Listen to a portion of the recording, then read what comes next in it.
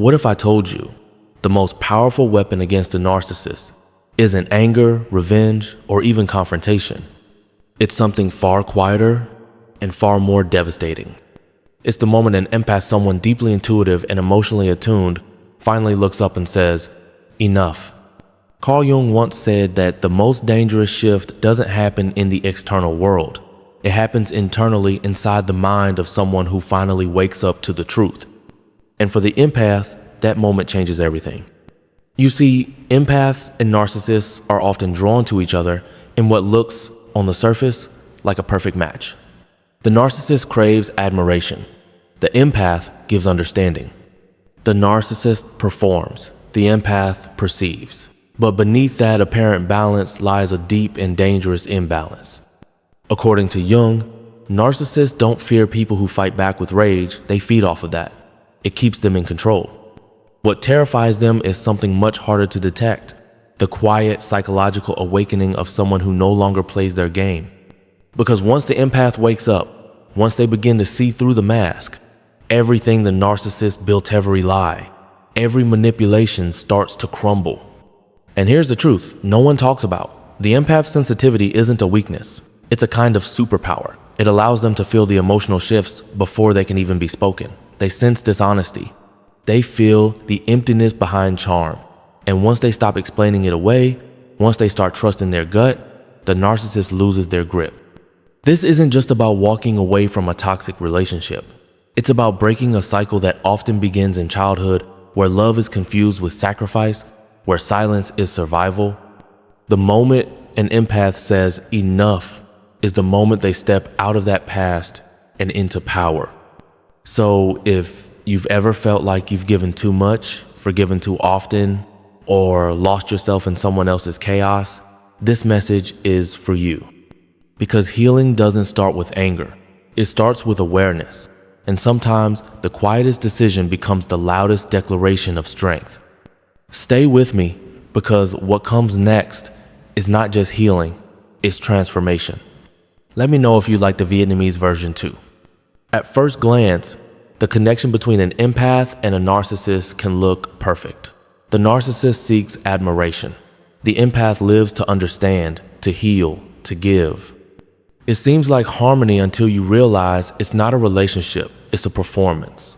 One designed by the narcissist. And the empath? They're not seen, they're used. Carl Jung once said, "The meeting of two personalities is like the contact of two chemical substances. If there is any reaction, both are transformed.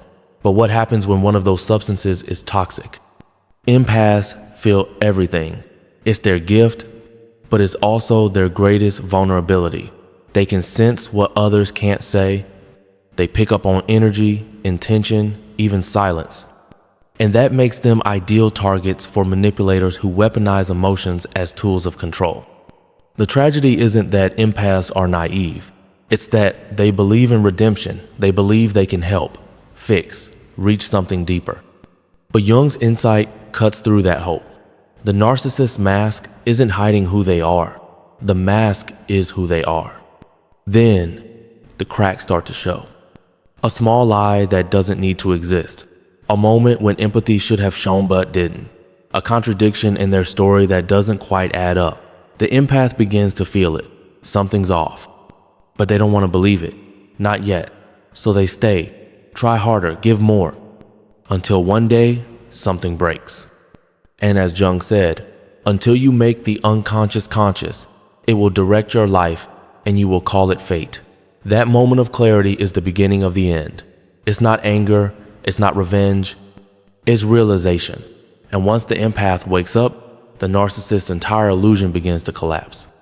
There comes a moment in every empath's journey when something quietly, yet profoundly, shifts. It's not an explosion. It's not a dramatic breakup. It's internal, deep, almost invisible from the outside, but unstoppable. The first phase is emotional detachment. And let's be clear, this isn't about becoming cold or indifferent. It's not shutting down your heart. It's about finally stepping back from the roles you never agreed to play. You stop trying to fix what was never yours to heal. You no longer chase approval through self-sacrifice. And most of all, you stop participating in the world the narcissist has constructed. where your worth is measured by how well you serve their shifting needs. This phase is painful because it forces you to confront something most empaths avoid: the realization that your identity has been tied to being the savior, the healer, the one who always understands. But healing begins the moment you say, "That's not who I am anymore." Then comes phase 2, the power of silence. Carl Jung once said that silence, when wielded consciously, becomes an act of rebellion. And for the empath, silence becomes sacred. You're no longer reacting, no longer defending, no longer explaining your worth to someone who already decided not to see it. This is where the narcissist panics. Because their power didn't come from how loud they were, it came from how much you responded. And when that emotional door finally shuts, when you no longer feed the drama, you reclaim your energy. Your silence tells them, "You no longer have access to me." And finally, phase 3, finding your authentic voice. This is not the voice that pleads, not the voice that tries to justify or prove. This is the voice of truth, calm, clear, unapologetic. It names things as they are. That was manipulation. This was not love.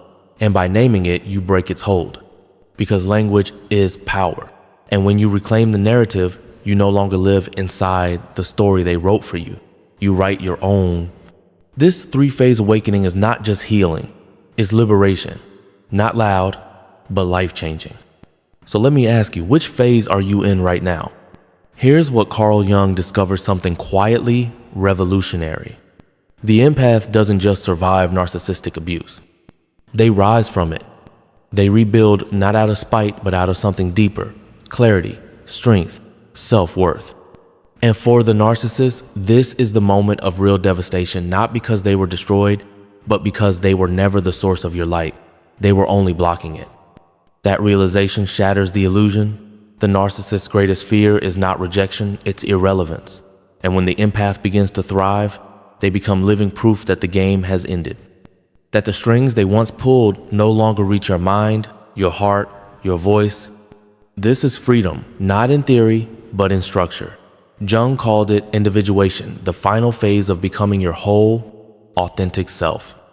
At this stage, the boundaries you build are no longer made of anger or fear. They're made of self-respect. You no longer keep people out to protect yourself. You filter who gets close because your peace is sacred. You don't need to shout or defend.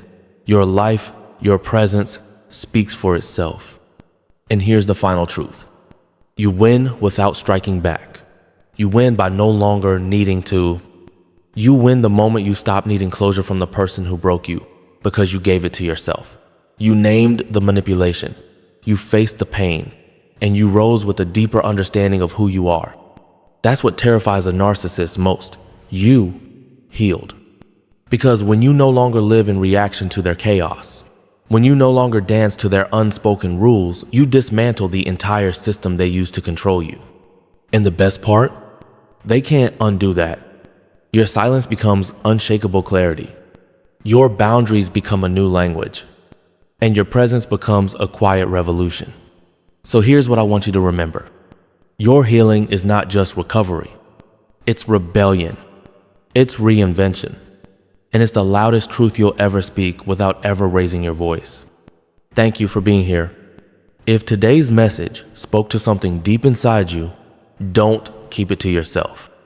Subscribe for more content like this. And if you know someone quietly struggling to heal from a toxic relationship, share this video with them. Because sometimes what saves us isn't advice, it's knowing we're not alone. Healing is a journey, but you don't have to walk it in silence. You're not broken.